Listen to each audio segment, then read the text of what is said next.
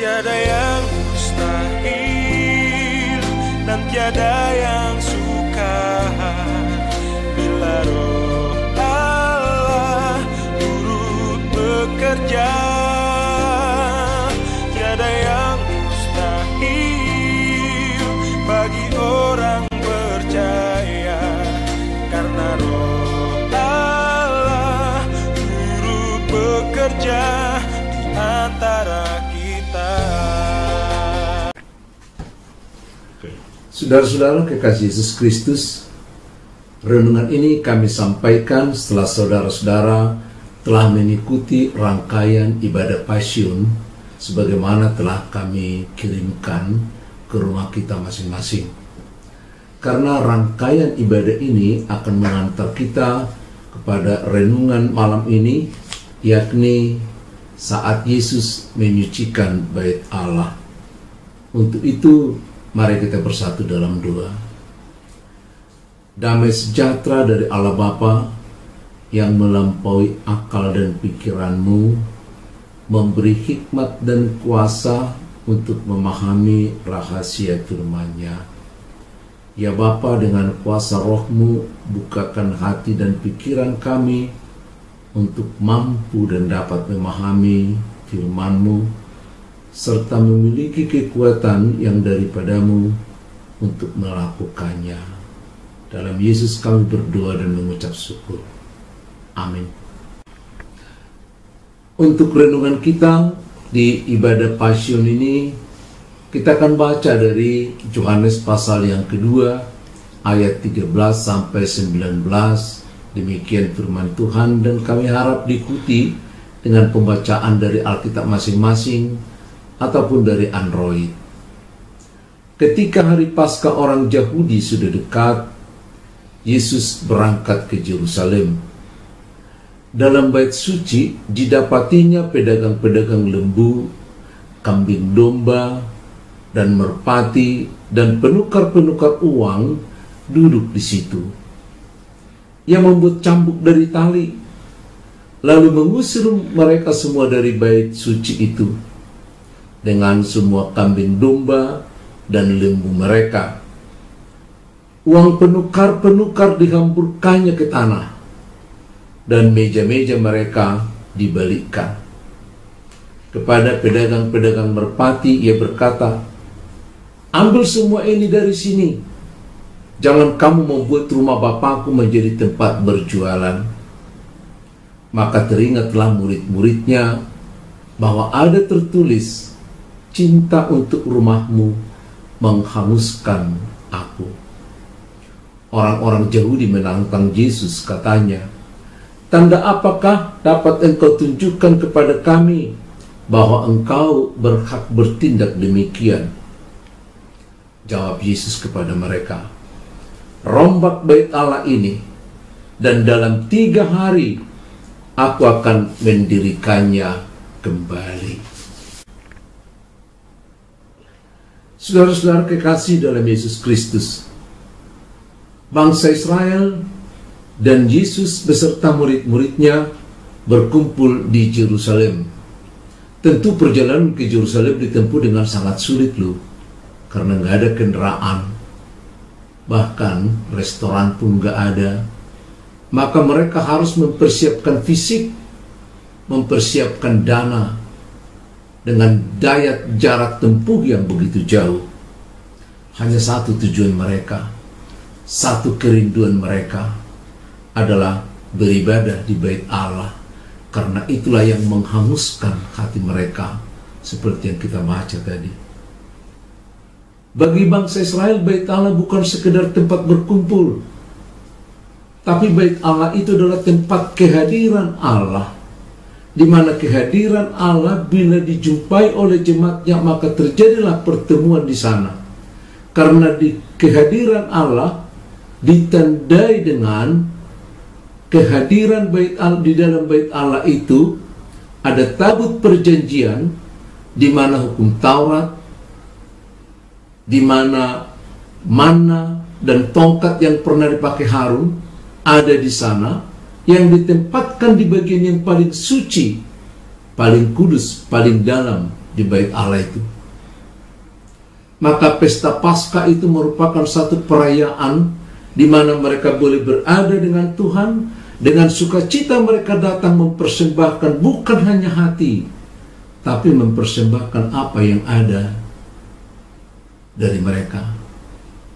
Ada yang membawa kambing atau domba, ada yang membawa merpati karena ekonominya lemah, ada yang membawa sapi kalau mereka memiliki ekonomi yang cukup, karena mereka merasakan kehadiran bersama dengan Tuhan.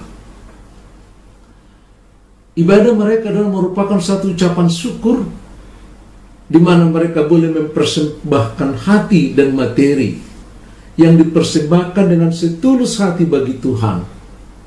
Ternyata persembahan yang mereka sampaikan itu dengan setulus-tulusnya di hadapan Tuhan, nampaknya mulai memiliki pergeseran, di mana apa yang mereka persembahkan kepada Tuhan sekarang mulai diteliti, bahkan harus ditukar tambah dengan apa yang ada di bait Allah. Dari tahun ke tahun, masalah tukar tambah ini semakin liar, semakin tidak bisa dikontrol, bahkan harganya pun menjadi fantastis sekali. Kemudian mereka juga membawa uang persembahan, tapi uang persembahan itu juga nggak boleh diserahkan ke bait Allah, harus ditukar juga dengan uang yang ada di bait Allah itu. Maka terjadilah juga penukar-penukar uang yang ada di sana, sehingga transaksi ini dari tahun ke tahun semakin membesar, sehingga menggeser tempat yang tadinya ditempati umat sekarang menjadi ditempati oleh para pedagang-pedagang itu. Sampai banyak orang, khususnya orang-orang non-Yahudi yang ikut beribadah di sana, sudah tidak diperbolehkan lagi masuk ke bait Allah. Padahal dikatakan bait Allah adalah tempat doa bagi semua bangsa. Sekarang bergeser, di mana transaksi menguasai bait Allah. Suasana hening yang menjadi andalan di dalam ibadah di bait Allah itu, di mana tidak terdengar suara apapun selain puji-pujian bagi Tuhan. Irama nyanyian, alunan musik, suara hati terdengar dengan nyaman. Sekarang digeser, diganti dengan riuh rendahnya para pedagang yang sedang mempertukarkan kambing domba, merpati, dan menukar uang dan lain sebagainya. Suara mereka terdengar kemana-mana, sehingga hati orang yang beribadah terusik. Terjadi pergeseran yang sangat signifikan. Ternyata kehadiran mereka di bait Allah yang membawa ketentraman, sehingga mereka memiliki kekuatan di dalam kehidupan sehari-hari melakukan apa yang boleh mereka lakukan, sekarang bergeser. Kalau tadinya mereka dengan sukacita memberikan persembahan di bait Allah, karena itu merupakan ucapan syukurnya di hadapan Allah, sekarang mereka memberikan dengan sejuta tanya yang tidak pernah terjawab. Maka sejuta tanya yang tidak pernah terjawab itu melahirkan kejengkelan-kejengkelan, dan kejengkelan-kejengkelan itu melahirkan apatisme atau masa bodoh. Oleh karena itu, saudara-saudara, kalau terjadi apatisme dan masa bodoh di tengah-tengah jemaat, di tengah-tengah pertumbuhan gereja saat ini, perlu juga kita mengadakan introspeksi. Jangan-jangan ada warga jemaat yang terusik ketentraman jiwanya, terusik kerohaniannya, timbul sakit hati di antara kita sebagai para pelayan-pelayan di tengah-tengah gereja.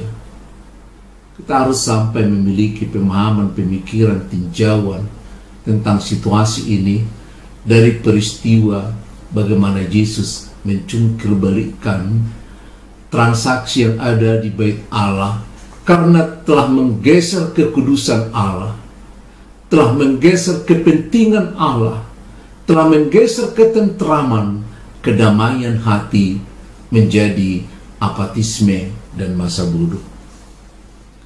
Yesus mencungkil balikkan semuanya itu dengan pedagang-pedagang yang boleh marah karena mereka telah mengotori bait Allah, membalikkan paradigma dan tujuan dari semula.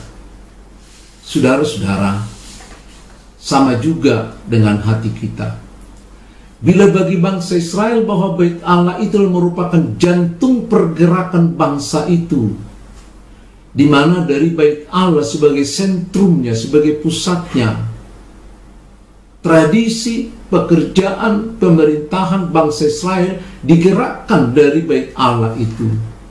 Maka dengan sebaik-baiknya apa yang mereka lakukan di bait Allah itu nanti akan terimplementasikan ke dalam masyarakat. Tapi bagaimana kalau sekarang bait Allah itu telah menjadi kotor, dinodai, berubah, menggeser paradigma? Sama halnya juga dengan hati kita masing-masing. Kalau hati kita, kalau kehidupan kita, jiwa kita tidak terkontrol dengan baik, sama halnya sebagai jiwa kita sebagai pusat kehidupan yang harus kita jaga dengan segala kewaspadaan, karena dari sanalah terpancar kehidupan, kata Salomo di Amsalnya yang ketiga ayat yang ke-24. Dan bila hati kita ternyata tidak dapat kita jaga, di mana hati kita sebenarnya akan ditempati oleh Roh Kudus, kalau tubuh kita menjadi bait Allah, maka tempat yang paling suci adalah hati kita yang harus ditempati oleh Roh Kudus.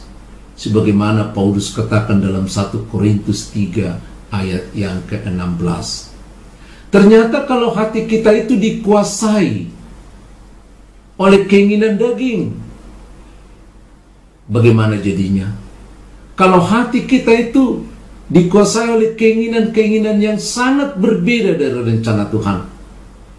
Ingat, sebelum Kain membunuh, sebenarnya Tuhan telah mengingatkan dia. Itu dikatakan di Kejadian 4 ayat yang ke-6, ya. Mengapa hatimu panas dan mukamu muram?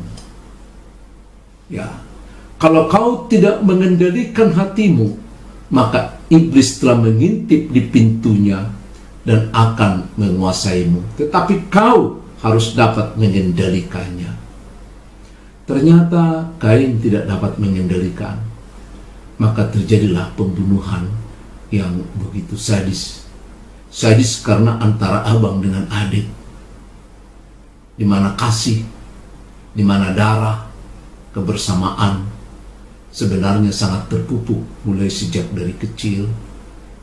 Tapi ternyata oleh keinginan yang berbeda harus terjadi demikian. Hati sebagai kunci. Dimana kalau hati kita juga dikuasai oleh keinginan daging, bukan oleh keinginan roh. Kita boleh baca di Galatia pasal yang ke-5 ayat yang ke-19 sampai ayat yang ke-21. Galatia pasal yang ke-5 ayat yang ke-19 sampai 21 dikatakan demikian. Perbuatan daging telah nyata, yaitu percabulan, kecemaran, hawa nafsu, penyembahan berhala, sihir, perseteruan, perselisihan, iri hati, amarah, kepentingan diri sendiri, percideraan, roh pemecah, kedengkian, kemabukan, pesta pora dan sebagainya. Terhadap semuanya itu kuperingatkan kamu, seperti yang telah kubuat dahulu, bahwa barang siapa melakukan hal-hal demikian, ia tidak akan mendapat tempat di dalam kerajaan surga.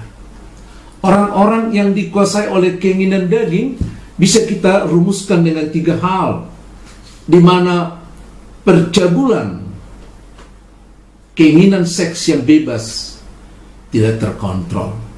Orang-orang yang tidak dapat menguasai hati, orang yang hatinya dikuasai oleh kuasa-kuasa daging dan iblis, maka dipastikan keinginan seksualnya sangat rusak, bahkan akan memisahkan antara kenikmatan seks dan pernikahan yang sering terjadi.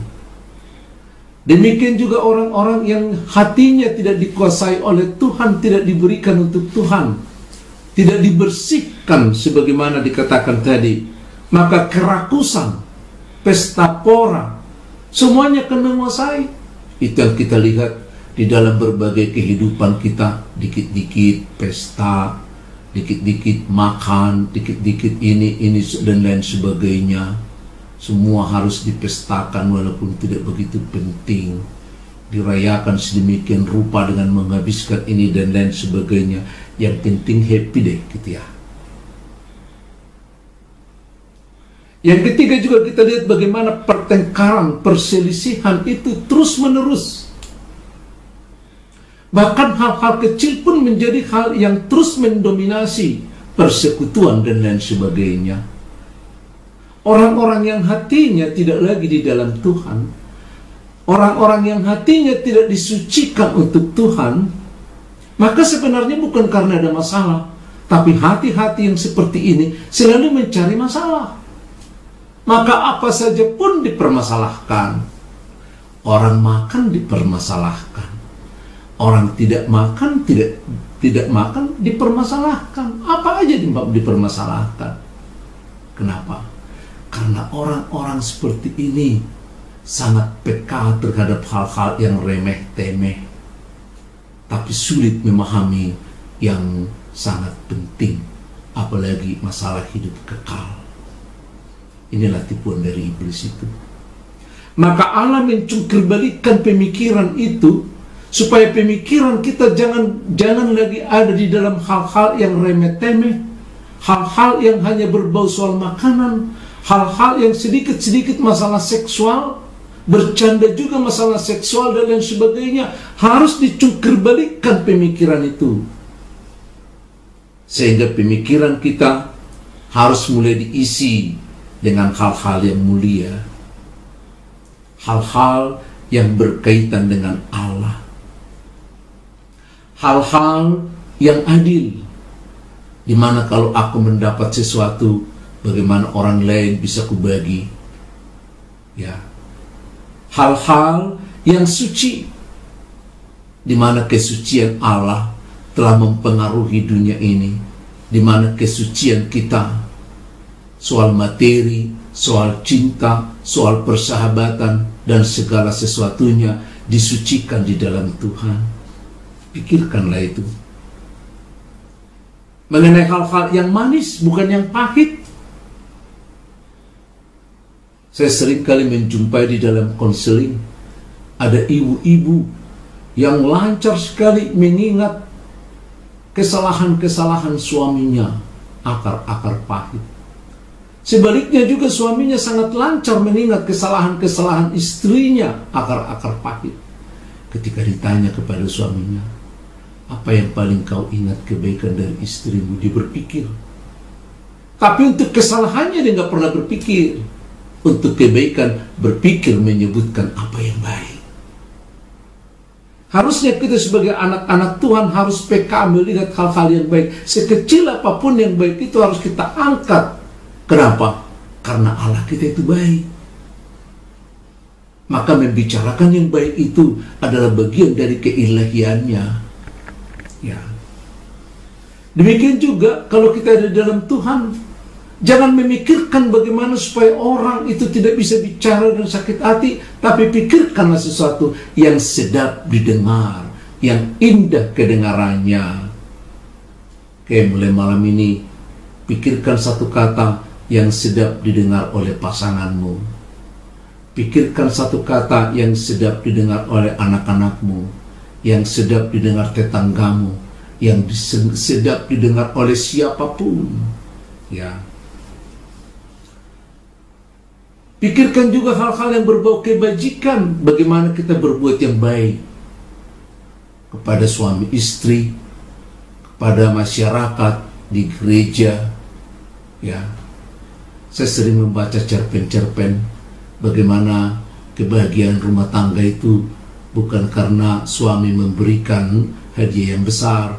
Kadang-kadang ketika dia hanya memberikan pengikat rambut kepada istrinya, hal kecil, kebajikan kecil membawa kebahagiaan yang luar biasa. Pikirkanlah hal-hal yang patut dipuji. Apa yang saya bacakan tadi adalah merupakan intisari dari Filipi 4 ayat yang ke-8. Oleh karena itu saudara-saudara, kalau Yesus menyucikan bait Allah, karena bait Allah itu adalah sentral pergerakan bangsa Israel, maka kita juga sebagai anak-anak Tuhan, kita harus menyucikan hati kita, karena hati kita itu akan menjadi tempat firman Tuhan, tempatnya Roh Kudus memproses segala sesuatu, sehingga panca indera kita dimainkan untuk kemuliaan Tuhan. Kalau hati kita tidak kudus, kalau hati kita tidak dibersihkan, seberapa lama pun kita berdoa, seberapa banyak pun pasal yang kita baca dari Alkitab, seberapa lama pun kita mendengarkan khutbah, seberapa banyak pun kita menyanyikan lagu puji-pujian, namun kalau hati kita tidak menjadi tempat menyimpan firman yang kudus dengan roh yang kudus, maka kehidupan kita tidak akan pernah terpancar sebagai anak-anak Allah. Kalau Yesus menyucikan bait Allah, kita harus menyucikan hati kita. Amin. Kita berdoa. Bapa yang baik, Bapa yang berkenan memperbaiki dunia ini melalui perbaikan bait suci-Mu, agar firman-Mu, kehendak-Mu boleh disalurkan menjadi terang di tengah-tengah dunia.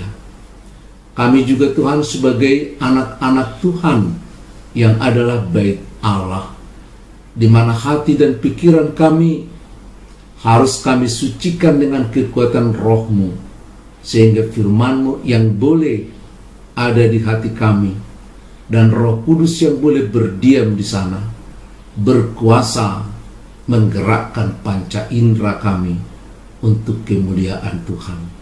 Dalam Yesus kami berdoa dan mengucap syukur. Amin.